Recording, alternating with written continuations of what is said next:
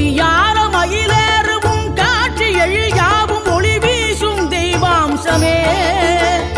பொய்யான என் வாழ்க்கை புவி மீது நிலையாக அருள் செய்ய வர வேணுமே நீ அருள் செய்ய வர வேணுமே